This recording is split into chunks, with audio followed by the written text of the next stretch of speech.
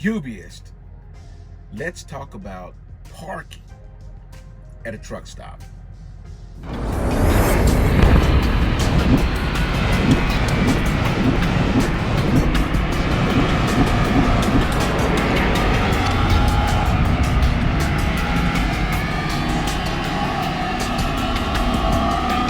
Hubbyist of the Tubiest, the best YouTube subscribers on the planet. That's you. And I'm 50 plus. So today is going to be a real short one. I've been running pretty steady. So I hadn't made a video, and I've been making them like every other day because, man, I just been running pretty good. So Melton is keeping us busy. It's a good thing. And there's a lot of trucks on the road, and middle of the day, all the truck stops are pretty bearing. So that would indicate to me that the trucking industry is rolling pretty good. We are considered essential. Therefore, we will be moving. As long as the freight's there, we're going to be moving. So feel good about that.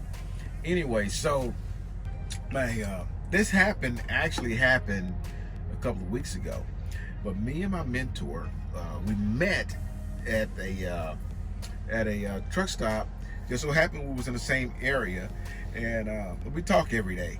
And it just so happens that we were going to be in the same area, and so we decided to to meet at this one particular truck stop. And it was brand new Pilot, and it was pretty cool. Let's say that it was an aerial view looking down, and then the store was here and the fuel island's here. The parking was made like a big U, but it wasn't a curved U. It was a U like this, okay?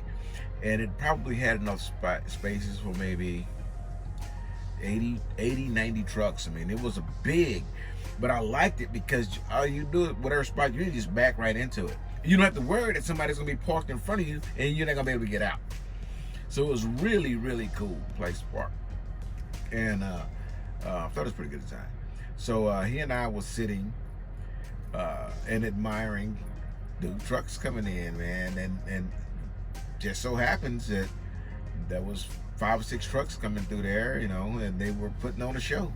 Nice, very, very clean, and customed and everything. Looked really, really nice. So I'll put some pictures up there. So what ended up happening, I cooked in the truck. So we were sitting in the truck and we ate, and we started watching the movie.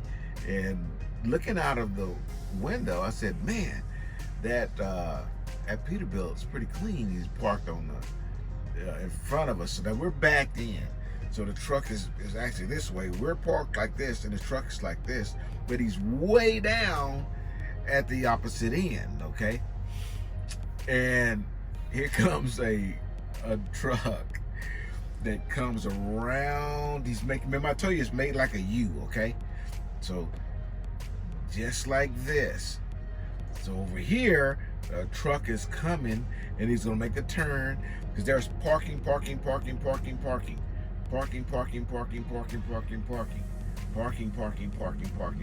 okay? I'm parked like this. In the middle of the U, there's parking. This guy is parked right here on the corner, okay? So you got it. There's just like looking down at the parking lot. So now you understand where this guy's parked, right? This truck's coming, and then he's turning to go this way. Dude, oh my God, this truck stop has this guy, he could have pulled out of his spot and got a full truck length before he turned and still not hit the trucks that are parked like this. So you follow what I'm telling you, right? The park's like this, and then this guy's parked right here. He could have pulled all the way out and then turned and went out. That's how much room was between the front of his truck and the front of the truck in front of him. And this guy turned the corner, and his trailer jumped the curb. Not just stay in the road. This dude jumped the curb and caught this dude's bumper, his DOT bumper, with his trailer and bent that DOT bumper. Was like this when the dude got done. Damn! I'm like, oh my God, how could he get? I mean, I was mouth dropped. I couldn't believe that this guy did that. And you know, I mean, the trailer tire had to jump the curb. The curb stuck out further than the truck. The truck was pulled all the way back, and so the lanes is deep. I mean, this is a brand new truck stop. The lanes is deep, so this dude come over the curb and caught the bumper with the back of his DOT bumper, caught the front bumper of this Peterbilt and bent the shit out of that Texas bumper.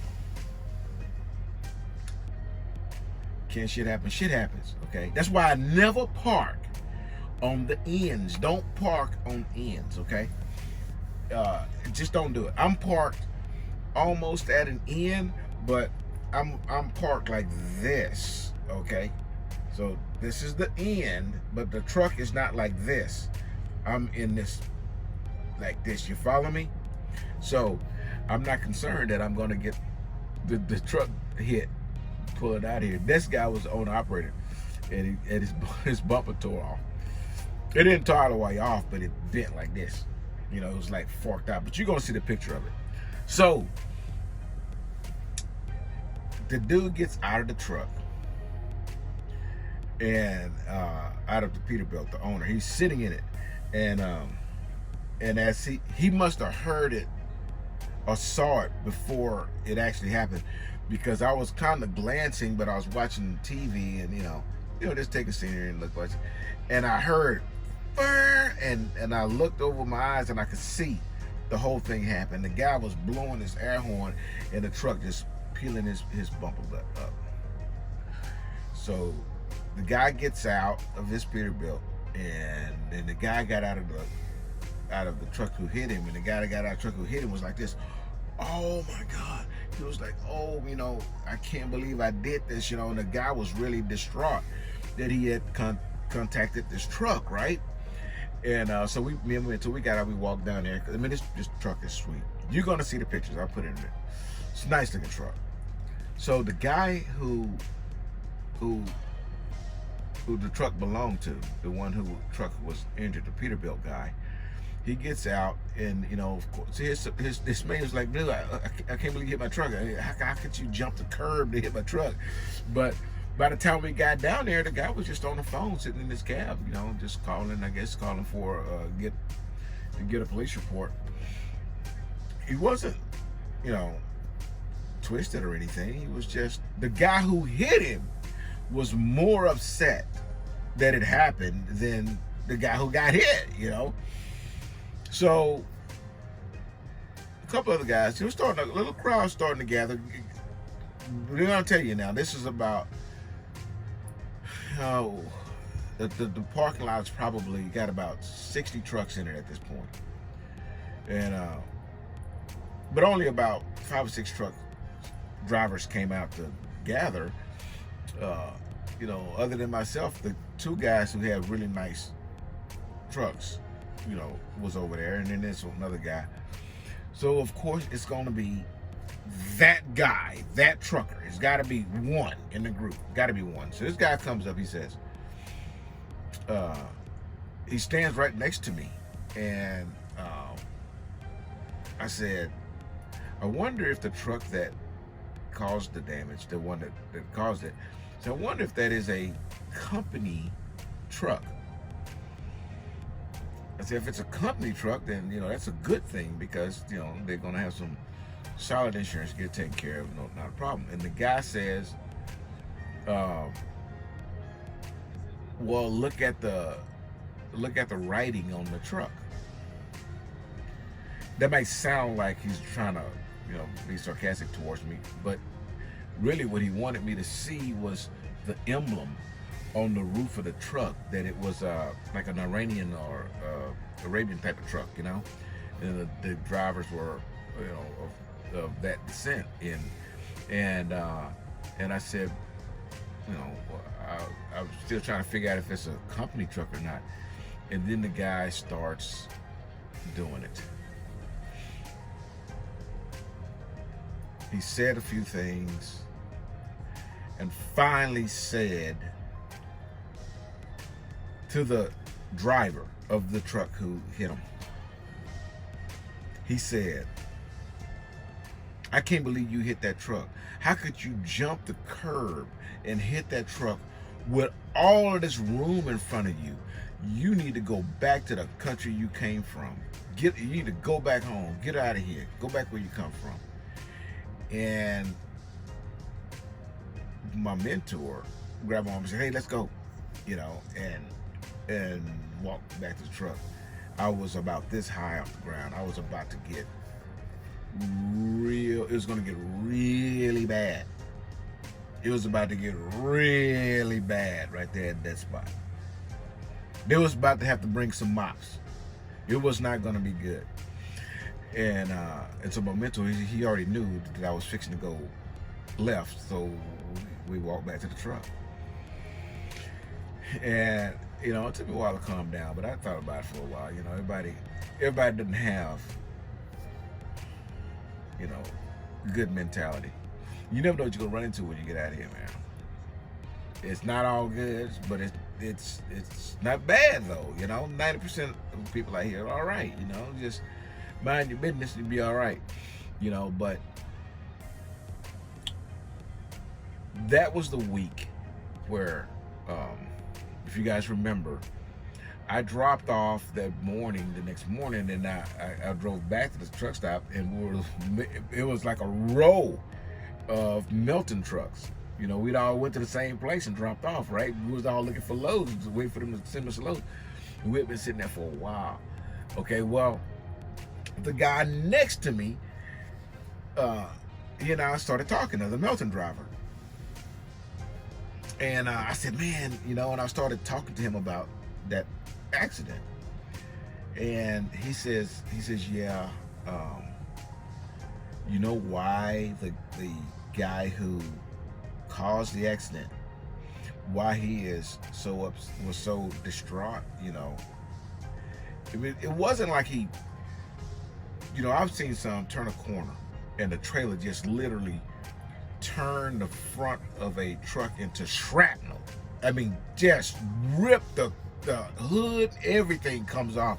If you guys ever see that, and you know what I'm talking about, try to see some pictures of them on YouTube. It is I mean, it looks like that could impact at 80 miles an hour. The shit just goes everywhere, right? So it wasn't that bad. It was just the bumper bent. And in fact, what happened was one truck pulled out and got his trailer, right? And then the Peterbilt came up to it, and when he touched with his bumper, say this bumper was like this, right? It was bent out, okay? So he put his bumper up against the back of the truck and kept going until he bent it straight. And he backed up, and then the bumper was flat. Of course, it had a big crease where the chrome bumper bent, but you know, he just bent it back straight. He just basically pushed his truck up against the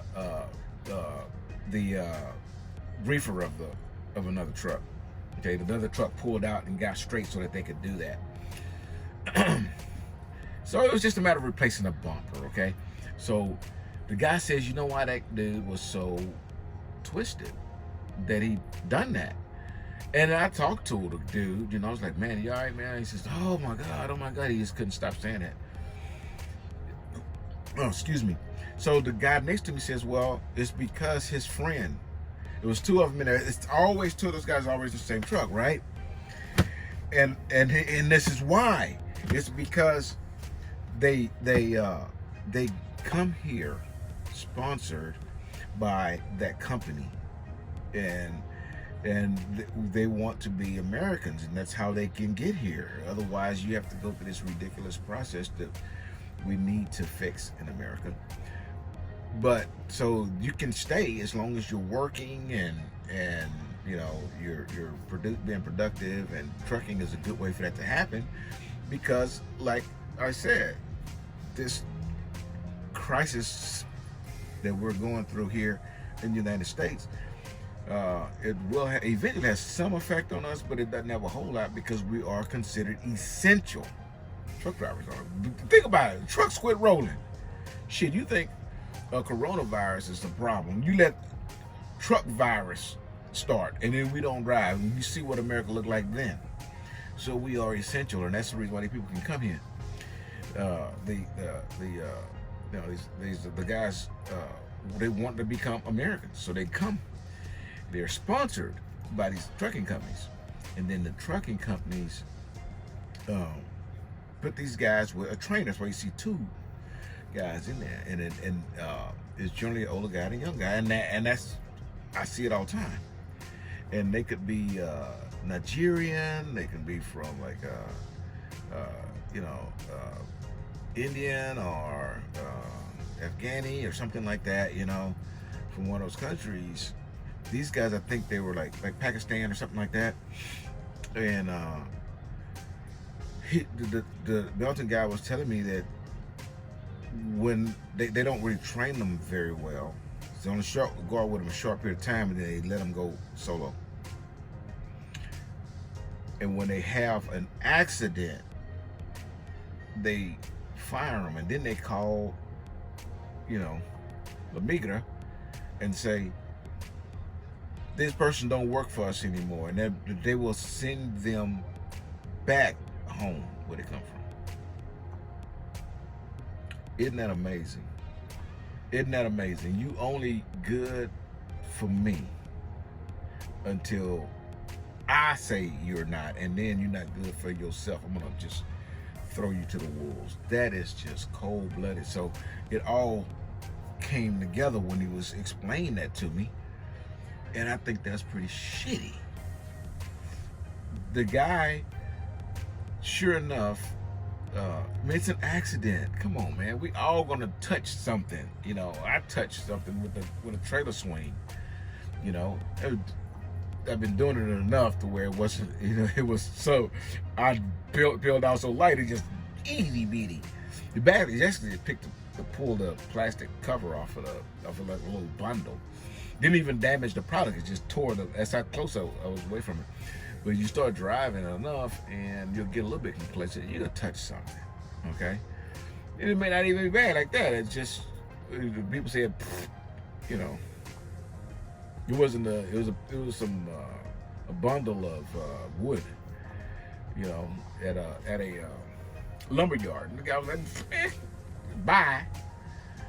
But it's because it's just gonna happen. I'm sorry. You don't drive your personal car all over the place and don't, you know, scratch it or something. It happens. Open your door and touch somebody else's door with your car.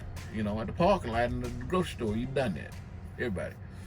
But can you think about this? You risk it all. You put it all on the line to come to America, to get a fresh start, to get a new start, away from what it is in your country that's not providing you the lifestyle that you want for yourself and your family. So you come here and then you put your trust in somebody who has this trucking company that just wants you to move freight.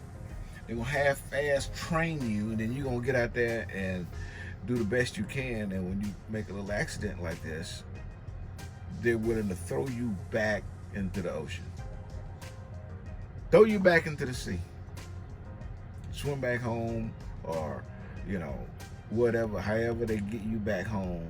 I know they don't make you swim, but I mean, I'm saying the heartache of that, it's gotta be wild, man. How can you do another human being like that? It's just odd to me that's the case. But we never know. When you see something happen like that, you know, you never know the depth of it. On the surface, Mr. Asshole that was telling this guy to go back where he came from really didn't know what he was saying. In actuality, the person he was saying it to knew that there's a really good chance that he was going back home, and that wasn't really, it wasn't going to be a good thing. It wasn't positive at all. So the hate this guy was saying really was an emphasis. It wasn't just words. They were true daggers being flung at this guy, and it was a raggedy experience. I was at a loss for words, and I didn't find out the depth of what this guy was saying until the next day. But you know, I hope all turned out really well for him, and I want you guys to know that these type of accidents can happen, and when they do, we want to be able to deal with them accordingly. But just every little bitty thing on these trucks are just ridiculously overpriced, man. I mean, just crazy. And then they put you out of work for quite a long time, or you know, it could be really bad. So when you try to park at these places, number one, look for a way out. If you park where you want to park in the morning when you wake up and you want to leave, will you be able to leave? Or is there going to be trucks parked in holding you hostage? I always park where I can get out. Right now I'm looking at the fuel island at an angle. I can pull straight out, do a donut, and go get out of this parking lot. I'm not, because I don't have to. I'm not leaving until by the time I leave in the morning, everybody will be gone out of here. I'm pretty sure. So you know, no big deal. But that's all I want to tell you and vent a little bit. I appreciate you guys letting me get some of that stuff off my chest. It's been a little while, but it's been eating on me. So there you have it. You know, it's supposed to be a parking video, but I wanted to vent a little bit too. Park where you can get out, okay? And don't park on the ends. There you go. See you next time. Oh, deliver undistracted. Here's your boot. Boot.